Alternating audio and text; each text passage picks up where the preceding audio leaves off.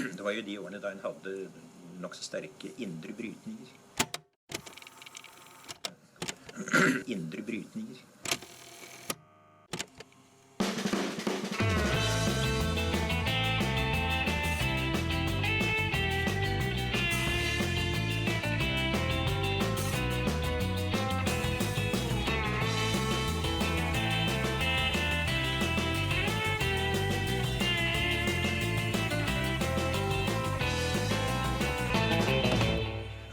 Hei og velkommen til Noen har snakket sammen. Mitt navn Tiril Rustan Halvorsen. Og jeg heter Aksel Fjellavli.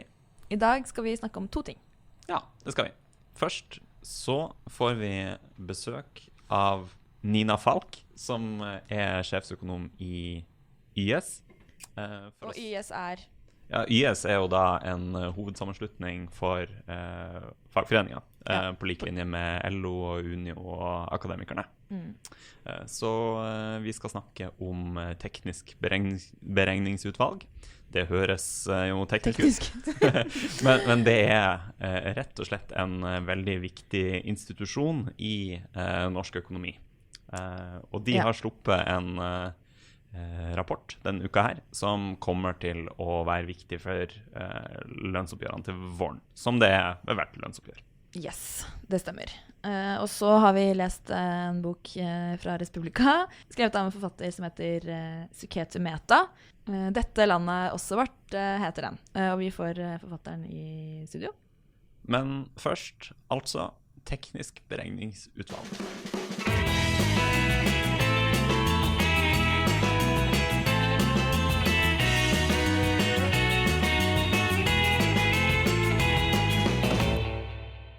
Da har vi fått besøk av Nina Falch i studio. Hun sjeføkonom i YS. Velkommen hit. Takk for det. Og som, i den rollen du har nå i jobben din, så sitter du da i det som kalles teknisk beregningsutvalg. Og de la frem sin rapport, som vi skal snakke om nå, denne uka. Og da må vi egentlig bare begynne å spørre, hva TBU da, som det kortes og snakkes om på fagspråket? Ja, ikke sant? Jo, det altså en gruppe mennesker fra partene i arbeidslivet, både arbeidstaker- og arbeidsgiversiden, Finansdepartementet, Arbeids- og sosialdepartementet, SSB, som setter seg ned og sammen skal prøve å beskrive et faktagrunnlag da, i forkant av lønnsoppgjøret, som skal skje nå snart.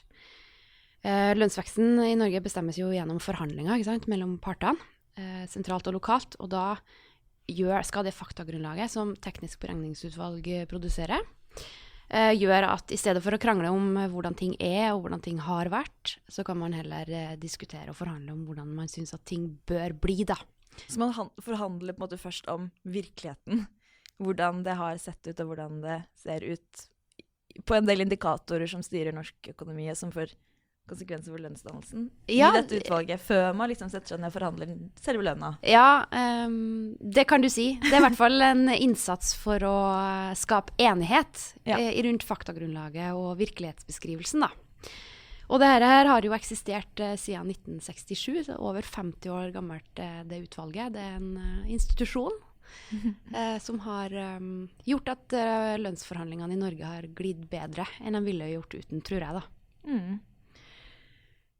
Ja, for det på en måte utgangspunktet for at man har dette utvalget, at man tar med seg de faktaene man blir enige om inn i det som nå da lønnsoppgjøret mellom partene. Og hva det som står da i denne TBU-en som gjør at man får et godt utgangspunkt for å diskutere lønnsvekst? Jo, det en stor rapport på over 200 sider, og det viktigste kanskje, i forbindelse med lønnsoppgjøret, jo beskrivelsen av lønnsutviklingen i de ulike forhandlingsområdene over tid. Så da kan du for eksempel lese om hvor mye økt lønna til industriarbeidere i Norge fra 2018 til 2019, sammenlignet med statsansatte, kommuneansatte, ansatte i varehandelen og andre grupper. Så får du jo liksom en historikk på det, hvor mye har de ulike gruppene hatt i lønnsvekst. Den rapporten forteller også noen ting om lønnsfordelingen mellom kvinner og menn. Det har jo vist seg å være litt fallende nå fra 2018 til 2019, og det bra. Vi skriver om forventet prisutvikling. Det jo viktig, ikke sant? Fordi at Når man skal forhandle lønn, så det arbeidstakere og alle oss er mest opptatt av, det er jo hva vi kan få for de pengene vi tjener. Og da blir liksom anslag på prisveksten veldig viktig for å bestemme seg for hvor mye lønnsvekst man skal kreve neste omgang, da. Ja, for det vet man jo ikke. Når man blir enige om et lønnsoppgjør, så vet man ikke hva prisene vil bli neste år. Så i TBU for nå, så har dere liksom funnet akkurat hvor mye prisene økte. Ja. Og da finner man det som er reallønnsveksten, hvor mye man faktisk har fått i lønn. Det er akkurat det, ikke sant? Ja. Så den endelige rapporten til TBU i fjor spådde jo en prisvekst på 2,4%, og så endte den opp på 2,2%. Så det betyr det en stor forskjell? Nei, det er ikke en veldig kritisk bom i det hele tatt. Det er ganske vanlig. Ja. Men det betyr jo da at lønnsoppgjøret i fjor ble litt bedre enn det hadde vært hvis man hadde treft på prisprognosene.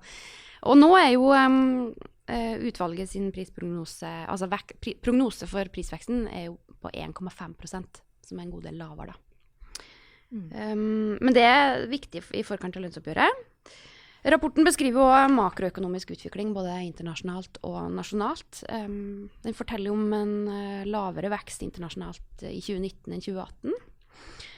Og den beskriver en utvikling i den norske økonomien som har vært god helt frem til sommeren 2019. Altså nå har det på en måte stagnert litt, og som forventet da, at noen år har vi nådd en slags liten topp.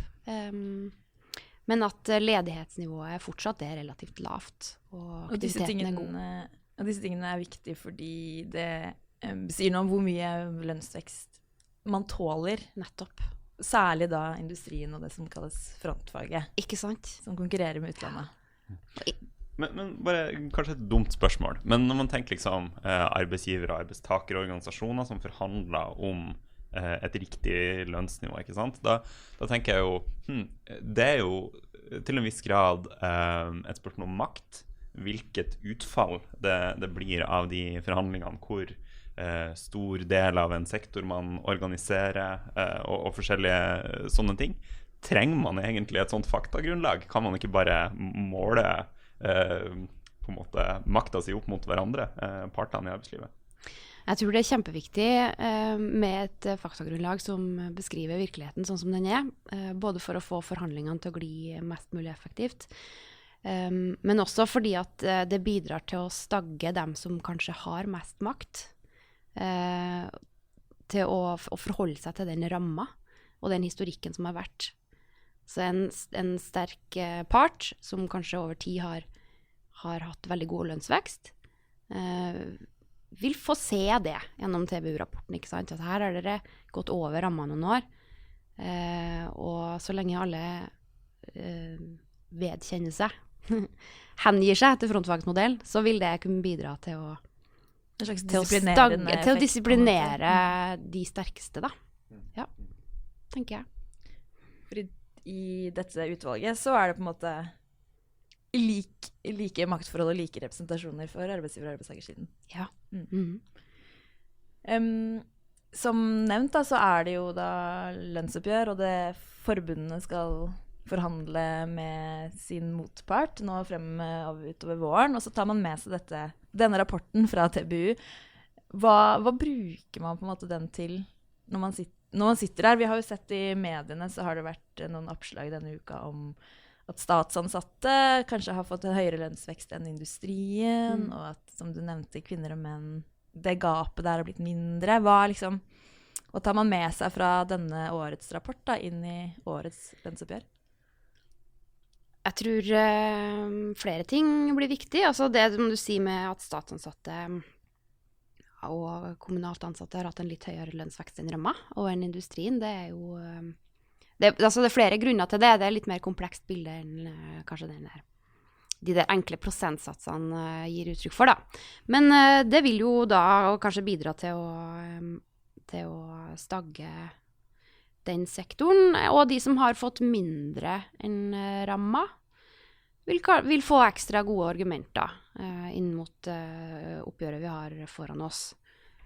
Dette etterslepet som mange er opptatt av, ikke sant? Det trekkes ofte inn. Hva er det? Nei, det er hvis historikken viser at man over tid har hatt en lavere lønnsvekst enn andre grupper, så snakker man om et etterslep. Da man en gruppe som henger etter lønnsmessig, og da det et argument for å liksom vatte opp innenfor neste års oppgjør. Og så tror jeg det også viktig den relative lave prisveksten da, som ligger anslått nå. Blir nok også viktig. Jeg tror at beskrivelsen av liksom, avmattingen i den norske økonomien og internasjonalt, og alt sånt, det har vært kjent stoff for de fleste veldig lenge, så det er ikke noen sånne store overraskelser der.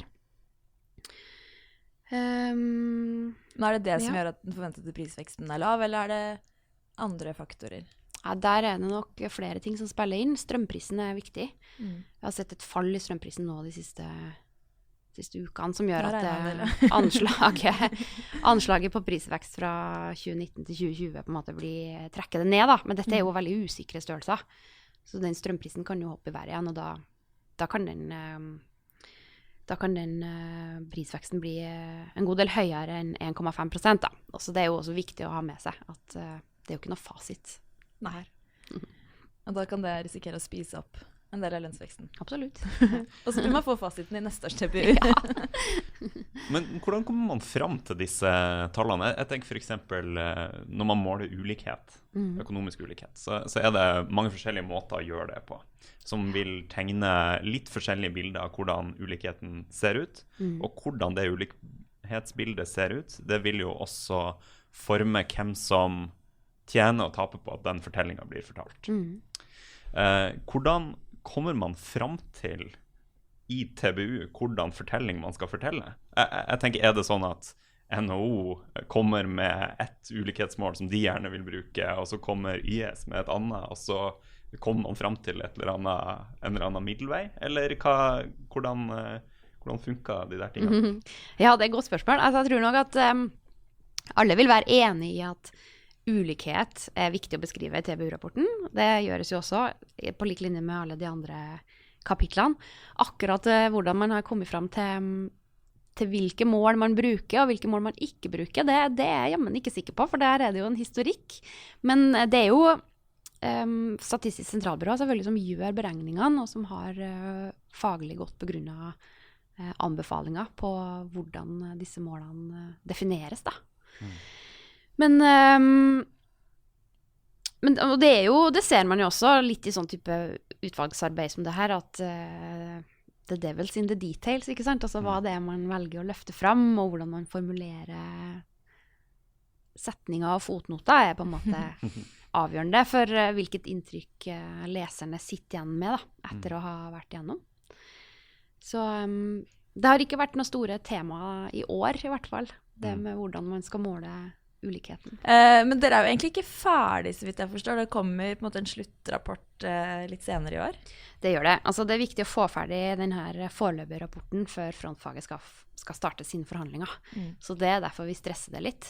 Og så kommer det mer kvalitetssikret data på lønnsvekst og alt mulig rart i løpet av ukene som kommer nå. Okay. Altså anslaget på konsumprisindeksen vil også kunne endres i lys av hvordan strømpris, oljepris og alt det der utvikler seg i mellomtida. Så den endelige rapporten, den kommer 26. mars.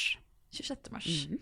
Da får vi notere oss den datoen, og så skal nok vi dekke lønnsoppgjøret nærmere her i podcasten. Men tusen takk for at du kom hit, Nina Falch fra IS. Takk for meg.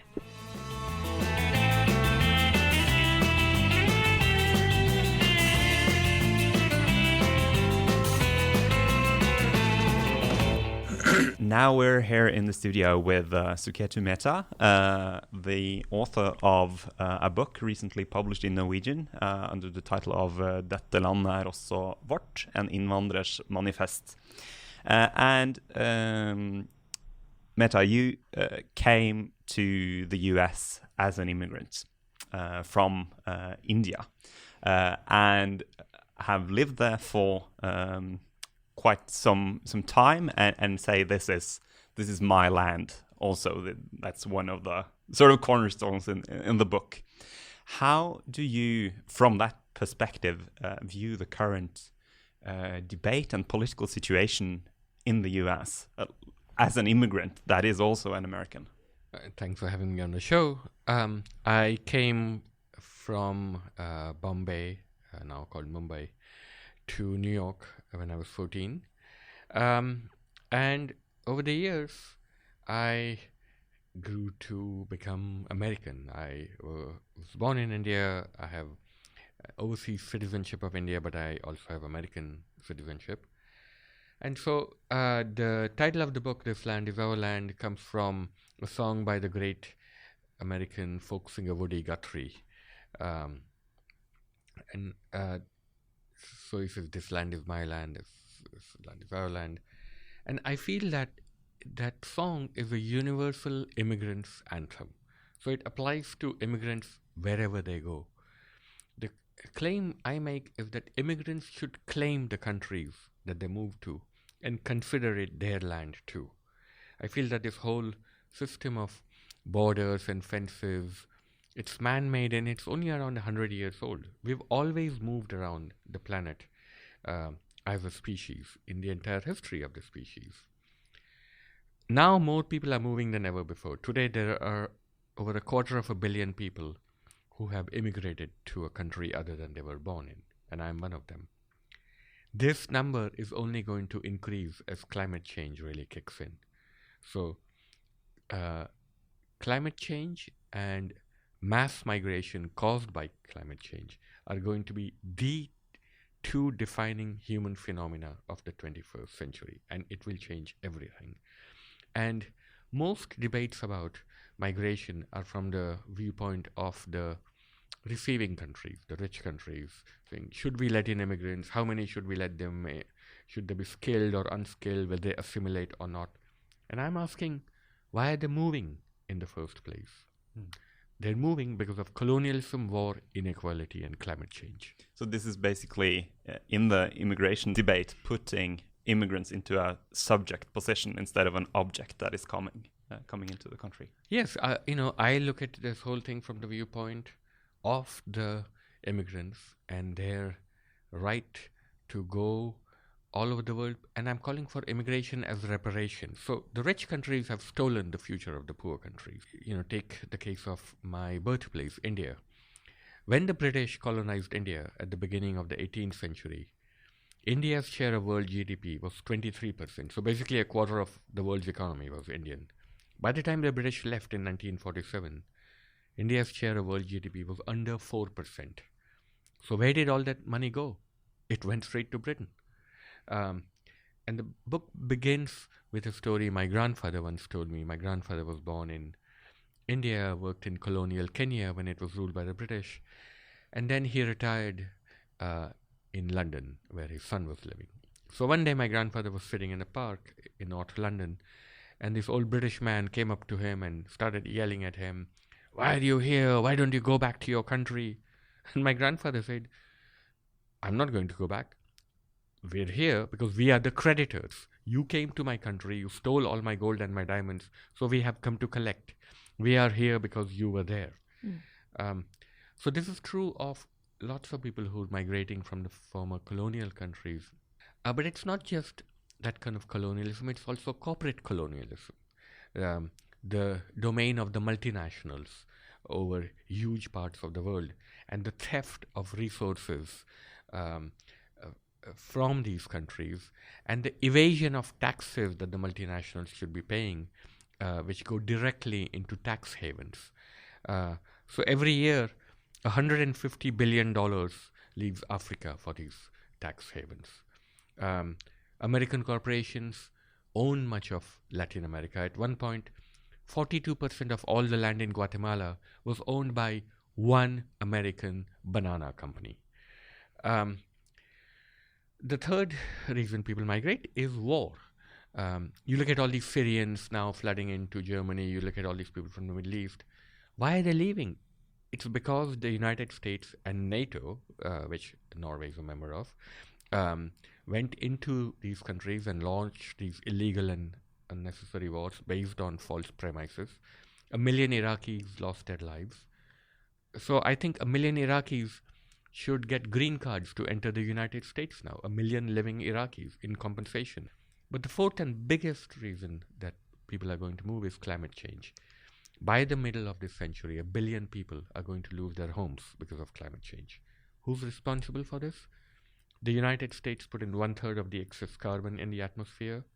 European countries, another 1/4. Norway is the world's 7th biggest petroleum exporter. It makes $20 billion a year from the sale of petroleum. Greenpeace actually sued Norway a couple of years ago, asking it to abide by its own laws about the environment. And the Norwegian minister responded, it's not our responsibility where the petroleum we sell gets burnt and what happens to it. We just sell the oil. So all of these countries are complicit, and people are moving, they're leaving their homes because they have no choice, because their future has been stolen. And these longer, broader perspectives is what this book brings to the debate in America and also around the world. How has the book been received in America, for instance? Well, I mean, all the reviews have been really good, except in the conservative papers, of course, some of them. But even there, it's hard for them to deny my book on the merits, because I have the numbers and I have 50 pages of footnotes which back up the numbers. So if anyone wants to know where I get a certain number from, where I get an argument from, they just have to go to the links, to the citations in the back of the book, and they can see for themselves. I've done a hell of a lot of research, and then I hired a professional fact checker at great expense to go over every line of my book and challenge me on the numbers. So, no one's yet attacked me on the merits. I have had people who have, repeated the same arguments against immigrants. But what we're seeing around the world is a global context of storytelling, and that's why I wrote this book. Because in country after country, you have these populists, Trump in America, Modi in India, Orban in Hungary, Putin in Russia, on and on. And a populist essentially is a gifted storyteller, someone who can tell a false story well. The only way he can be fought is by telling a true story better. And that's what journalists, writers try to do. We research the facts, and then we assemble the facts, the numbers, and marry them with stories, and deliver the package to the reader or the listener in a way which is compelling, right? That's why journalists are so hated. That's why all these populists around the world attack journalists so much, imprison us, take away our funding, because they're scared of us, because we're the only ones who can put up a fight against them. So my book may not convince everyone. There are people, for example, racists, who will never be convinced by the arguments in my book. So I say to hell with them. My book provides ammunition for people who know that on balance immigration is a good thing, but haven't had the time or the inclination to do the research. I've done the research for them. So my book is ammunition when you're having an argument at the Christmas party with your racist uncle who says all these immigrants should go back and they're stealing your jobs. You can turn to my book and you can find the statistics, the numbers that will allow you to argue with your racist uncle. And how do you feel this fight is going? Because we see in value surveys that people get more immigrant liberal, but then you also see more populists surging in elections. That's kind of a paradox. And also in Norway, the immigration policies are quite strict. How do you see the fight going?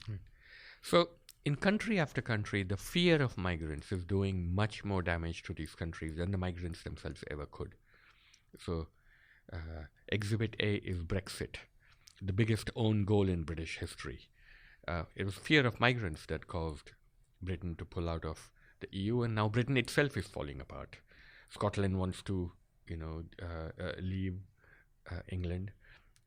Northern Ireland is really unhappy. Wales is unhappy. And this was all done for stupid reasons. Immigrants actually saved Britain. I have lots of relatives living in Britain, and they're pharmacists and doctors and business people. Now it's going to be another cold, windswept bunch of islands in the North Sea because of this fear they've had of immigrants.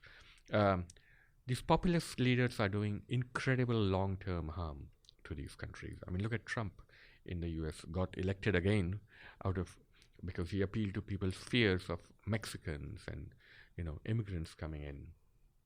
And now he's an existential danger to the planet. But at the same time, if you look at the cities around the world, they're thriving, they're full of immigrants. Oslo, I'm coming for the first time. Last night, I ate at an Arabic restaurant. We were eating meze with and the people in the restaurant there were Norwegians, there were Pakistanis, there were East Asians. Young people in these countries don't want to live in a monocultural country. That's why they're increasingly moving to the cities, because cities represent openness. In the evenings, they don't just want to eat herring or lutefisk. They want to eat parathas, they want to eat tacos, they want to eat pupusas, they want to go, listen to Latin music. They welcome this kind of infusion of culture from all around the world. And now with how cheap modern air travel has become, young people around the world want to travel to other countries, and they want to be visited by people from other countries. So that's a very trustworthy sign. And in the end, the young people are going to live longer than the old people. But I guess there are different debates about immigration, whether you are debating whether immigration should happen at all, whether there should be let in any immigrants, or whether, like some people on the far right say, that anyone that has ever come here should go away. And then you have another debate that is whether there should be 1,000 immigrants coming, 10,000, 100,000. And these are different debates, and the factual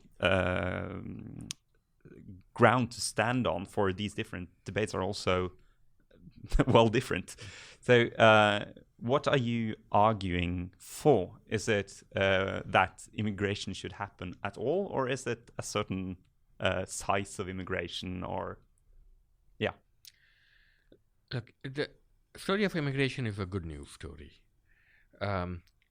It's a good thing that people move around the world. It's a good thing for the immigrants themselves, because they literally can't live in many of these places that they're moving from. And it's a good thing for the countries immigrants move to, because without immigrants, their old people would be eating cans of dog food and would have no medical care. Take Norway.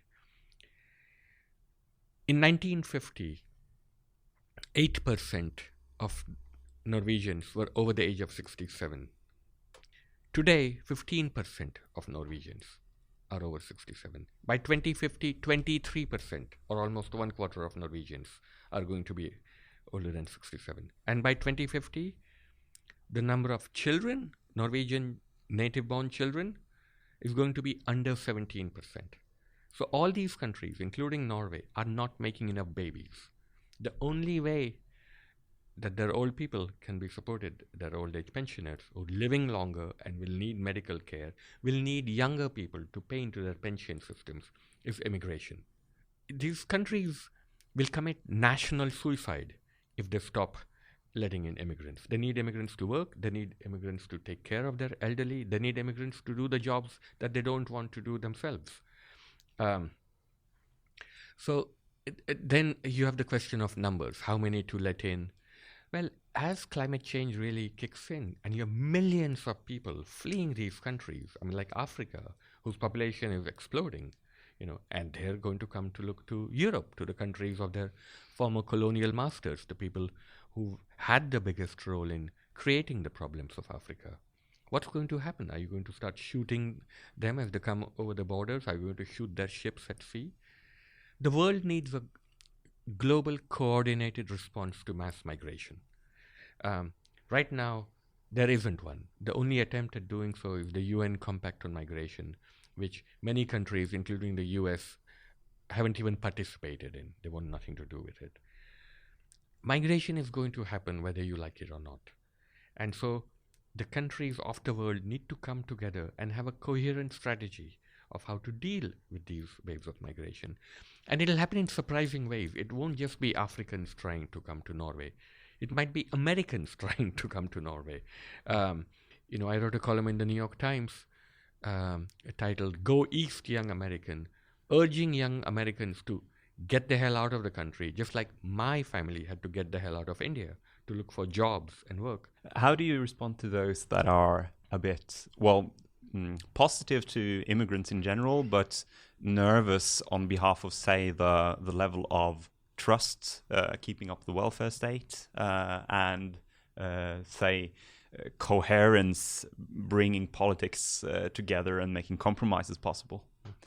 So there is this fear that Scandinavian countries have this very generous welfare, and that immigrants, they'll come in and they'll use up all the welfare resources, and then people will turn against welfare and there won't be anything left for anyone. And this fear is vastly overblown.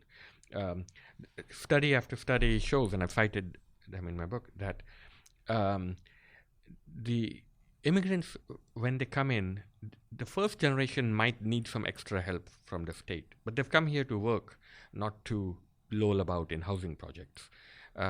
Their kids get educated and enter the labor force at rates that are higher than the native born. Immigrants work harder.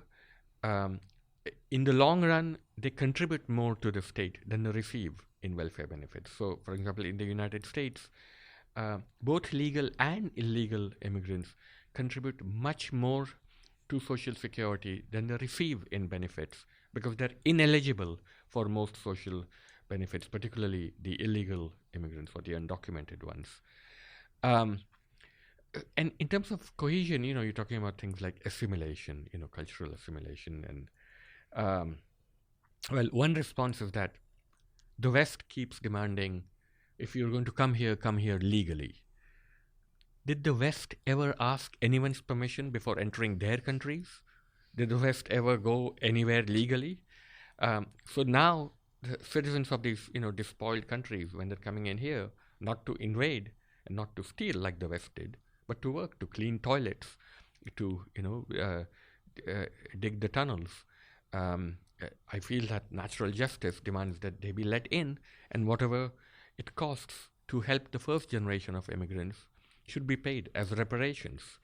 But it's also true that, this kind of assimilation that people are worried about, a lot of it is race fear. It's about whites losing their numerical superiority. So in America, the magic number is 2044. That's the year where America is predicted to be a majority-minority country, where whites will be in a minority. Well, my question to whites is, what's the word white going to mean by that year? Is Obama, for example, half white or half black? The fastest growing demographic segment in the United States is multiracial, so people who are descended from two or more races.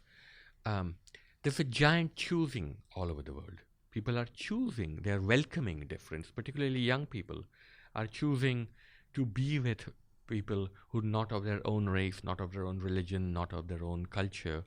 And it's happening like wildfire all over the world. So this kind of assimilation, a lot of these issues are going to be solved just through intermarriage. The mass migration that will probably come after climate change sets in, it will, and we see already, create a lot of political noise, and we also have terrorist attacks happening. Well, in your experience and from your research, do you have any good examples of how to minimize that political noise, or how can we cope better? Don't give in to the racists. When Breivik shoots all those people and then he writes a manifesto, don't believe his manifesto. When a madman in Germany, a far-right extremist, goes and shoots up a bunch of shisha bars, don't say, oh, he's giving us a warning and so we should keep out immigrants so that we have fewer of these crazies shooting up people. Don't give in to the crazies. And that's what many politicians are advocating. They're saying, look, we need to keep the far right out of politics by giving them what they want, by keeping out the immigrants. Well, if that's what you do, then you already have the far right in power. You've surrendered before you even put up a fight. And this is the thing about hate. Once you feed it, it keeps wanting more. Once you allow the far right to keep out immigrants, the next thing they'll do is go after women. They'll go after gays. They'll go after the poor. They'll go after the disabled. Hate, once fed, is ever more ravenous. You have to draw a line in the sand. And you have to say, this will not stand. The fact that you've gone in with these guns and you've massacred all these people means that we will fight you with ever more determination, and we will point out, we will do the right kind of storytelling, that migration is a good thing. These people who are coming here, they're coming here to work, they're coming here to make a better life, not just for their families, but for your families. And this is the story that has to be told. This is the story I'm telling in my book. And your book describes a very unfair world, I think. But do you think we have learned something? Do you have optimism about the future or not? My book has ends in hope. Yes, I do have optimism.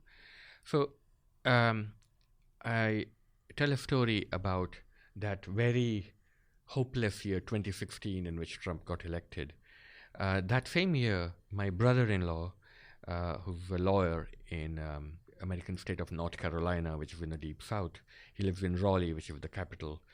He's Indian American.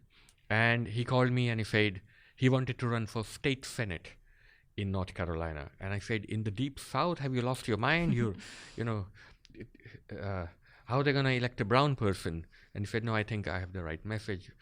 So he ran against a white man who just assumed that the election was his by divine right. And my brother-in-law went out and knocked on doors. His name is Jay Chowdhury. Most of his constituents couldn't even pronounce his last name. 90% of the people in his constituency are white. So he and his campaign knocked on 14,000 doors. He, Jay, personally knocked on 10,000 doors. I went and knocked on doors for him. My sons went down and knocked on doors. And he gave them a very simple message. He said that the Republicans are destroying the schools in this district, and we need to restore salaries for teachers in North Carolina. And he spoke directly to them. So these people responded to his message. They didn't care that he was a brown man. They knew he was telling the truth, and he was willing to do the work to approach them directly. I really didn't think he had a shot. Well, guess what? He won in a landslide. He is now sitting in the North Carolina State Senate, the first Indian American state senator in North Carolina history. And he just became the Democratic whip, that is the leader of the Democrats in the state Senate. So all politics is personal, all politics is local. And my message to immigrants is, don't just go to these countries and dream of being doctors or lawyers, or enter public service, enter politics. Public service is a good thing, and where immigrants do it, they're also much more capable of changing the terms of the debate. Well, Suketu Metha, thank you so much for coming and talking to us. Thank you so much. Good luck with the rest of your book tour. Thanks so much. Ja, da var det på tide å anbefale noe, og jeg tror bare jeg må plukke opp tråden fra Nina. Og vi ser jo på statistikken over hvem som hører på oss, at det finnes noen i utlandet. For da er anbefalingen til dem å innføre en frontfagsmodell. Umiddelbart, pronto. Veldig bra, anbefales. Jo, fordi lønnsdannelsen i Norge er jo det som først og fremst gjør at vi har små forskjeller. Fordi det utjevner ganske mye, og vi klarer å være konkurransedyktige på et verdensmarked. Genialt. Og du? Ja, en ting jeg har vært litt interessert i det siste, jo valget som var i Irland nylig. Irsk politikk noe jeg ikke har fulgt med på noe særlig, men helt nylig så har det skjedd noe ganske ekstraordinært til irsk politikk å være. De har jo to sånne store sentrum-høyrepartier, Fine Gael og Fianna Fáil, som liksom... Bra irsk uttale. Ja, takk. Som har liksom dominert irsk politikk i 100 år. Venstresiden har aldri egentlig hatt noe sånn betydelig parlamentarisk innflytelse i Irland, men i valget nå så ble Sinn Féin det største partiet i valget. Og det jo da et venstresideparti litt som, jeg vet ikke, SV-Senterpartiet, pluss en betydelig historisk bagasje med koblinger til IRA, denne terrororganisasjonen. Så derfor det vel, eller jeg bare så at det en betydelig del unge som har stemt på de, som kanskje ikke har opplevd det som da kalles the troubles. Ikke sant. Så det jo spennende av mange grunner, det som nå skjer i irsk politikk. Så jeg tenkte å anbefale en podcast som heter The David McWilliams podcast, som en irsk økonomi-podcast, som har en episode som heter Storm Shinner, som går igjennom dette valget og hva det betyr og hva årsakene til det har vært. Blant annet så handler det tydeligvis mye om boligpolitikk, det at Sinn Féin gjorde et så godt valg denne gangen her. Jeg liker så godt når du anbefaler nye konkurrenter til oss hele tiden. Det får vi leve med. Så kan jo dere i mellomtiden like oss på Facebook og abonnere på podcasten. Yep. Takk for oss. Ha det bra.